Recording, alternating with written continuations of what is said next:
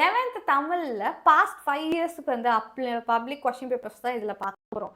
So definitely 1 marks நம்மளுக்கு டஃப்பாக இருக்கும். ஸோ இந்த டஃபஸ்ட் பார்ட்டை கொஞ்சம் சால்வ் பண்ணுறதுக்கு நம்மளுக்கு என்ன வேணும்னா ஒரு சில ப்ராக்டிசஸ் வேணும். இந்த ப்ராக்டிஸ் மூலிமா தான் இந்த 1 மார்க்ஸை ஹேண்டில் பண்ண முடியும். இங்கே நம்ம எழுதுறது வந்து ஆனுவல் பப்ளிக்னு 2 விதமாக பிரிஞ்சிருக்கு. கரெக்ட்? இது வரைக்கும் நீங்கள் எழுதுனது பப்ளிக் எக்ஸாம், ஆனால் இப்போ நீங்கள் எழுத போகிறது காமன் ஆனுவல் எக்ஸாம்.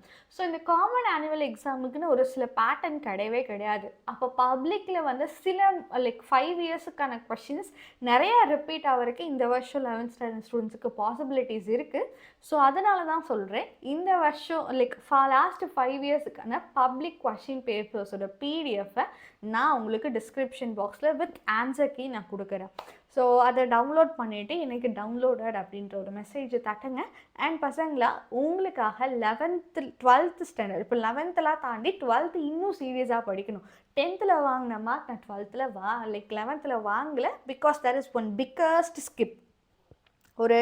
நான் வந்து குவார்ட்டர்லி வரைக்கும் நல்லா தான் படித்தேன். எப்போ பப்ளிக் இல்லைன்ற ஒரு அனௌன்ஸ்மெண்ட் வந்துச்சோ அப்போவே என் மூடு மாறிடுச்சு.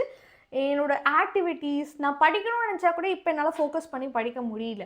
அதுக்கு என்னால் ரீசெண்ட் ஃப்ரிகோரோடே பண்ண முடியாது. அப்படின்றவங்க you better join any form of ஒரு டிசிப்ளினான ஒரு கமிட்டியில் ஜாயின் பண்ணிக்கோங்க.